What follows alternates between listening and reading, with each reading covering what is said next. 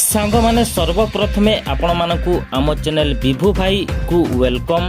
आज भिडियो रे आमे ओडिशा रे नुआ की आरंभ हेबाकु जाउथिबा सुभद्रा योजना संपर्क रे आलोचना करिबा। एही सुभद्रा योजना रे केते टंका मिलिबो, केउ माने पाइबे, केउ सबु डॉक्यूमेंट दरकार, केबे ठारू आवेदन आरंभ हेबो, केते दिन आवेदन चलिबो, बयस सीमा केते हेले आवेदन करि परिबे, केउ माने आवेदन करि परिबे नाही, पान कार्ड कौन निहाती आवश्यक, कहार इनकम सर्टिफिकेट दिया जिवो।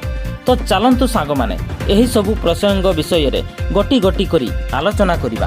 प्रथमे जानिबा एही सुभद्रा योजना रे केते टंका मिलिबो आउ केमिति मिलिबो।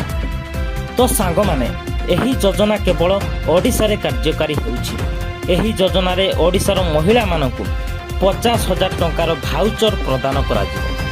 जेपरी प्रधानमंत्री आवास योजना रे एका सांगरे सबु पैसा न मिली विभिन्न किस्ती रे मिली थाए, ठीक सही परी एही सुभद्रा योजना रे मध्य विभिन्न किस्ती रे पैसा मिलिबो। मिलिथिबा तथ्य अनुसार वर्षकु 25,000 टंका लेखाएं 2 वर्ष मिलिबो। तापरे जानिबा केउ माने पाइबे। साधारणतः एही योजनाटी सरकार गरीब आ मध्यवित्त श्रेणीर महिला मानक पई आरंभ करिबाकु जाउ अछंती। जेउ मानकर रेशन कार्ड थिबो, बीपीएल कार्ड थिबो, से माने निहाती अप्लाई करि परिबे, किंतु धनी श्रेणीर लोक माने एही योजना रु वंचित हेबे। तापरे जानिबा कोन सबु डॉक्यूमेंट आवश्यक।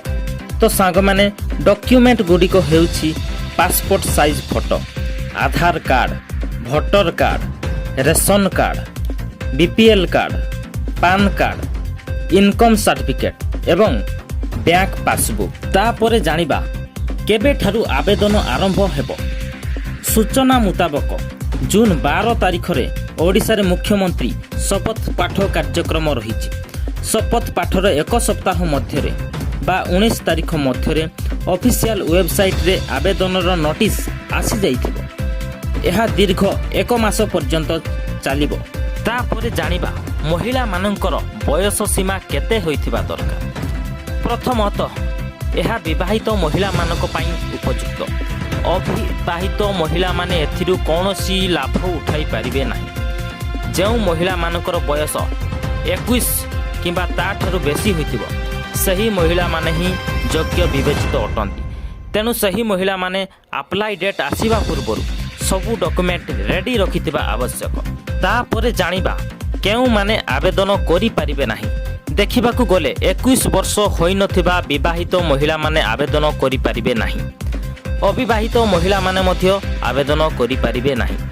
धनी श्रेणीर महिला माने मध्य एथिरु वंचित रहिबे।